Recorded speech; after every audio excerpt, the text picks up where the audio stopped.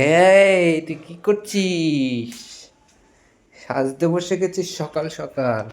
হ্যাঁ, হ্যাঁ, সাজার তো আর সুযোগ হয় না, তাই আজকে এই আম্মু নে। আছে উদ্দেশ্যে। তো আজকে সকাল সকাল চান হয়ে গেল, একটু নূপুর পরলাম। নূপুর আছে কিন্তু পরা হয় না, সেই আম্মু বলছি উদ্দেশ্য করে তো আজকে পরা হবে। আর আমি এখানে নেল পলিশ পরে নিচ্ছি।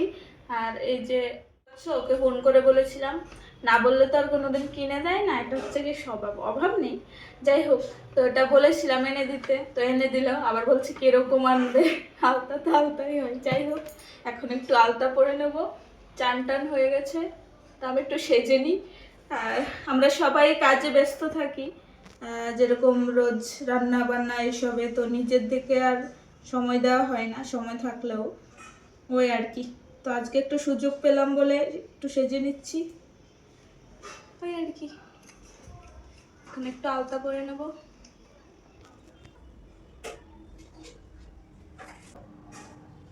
তারপর তো বলতে ভুলেই গেলাম, শাড়িটাও আজকে একটু পরেছিলাম। গরমের মধ্যে এখন আর কেউ শাড়ি পরে না, সবাই নাইটিই পরে, আর আমিও সেম। তো এই কারণে আজকে একটু শাড়িও পরা হলো।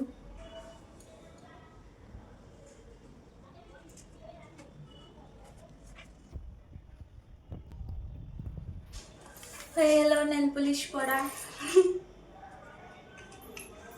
হাতে পরে নেব।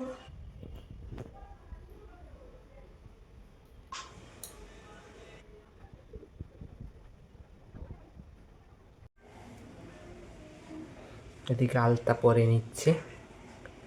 আলতা পরে নিচ্ছি। এমনিতে তো পরা হয় না, আজকের দিন একটু পরি। আলতা ছিল না আমার ঘরে।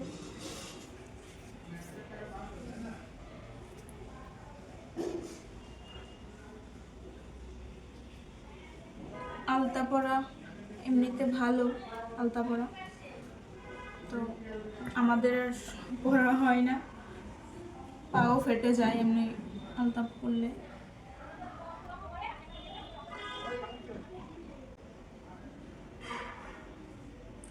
পরে নিয়ে দেখাচ্ছি।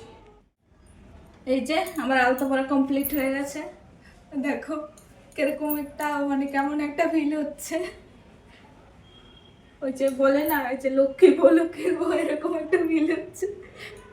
যাই হোক, পরে নিয়েছি তো এবার কাজ বাজ করি। টাটা।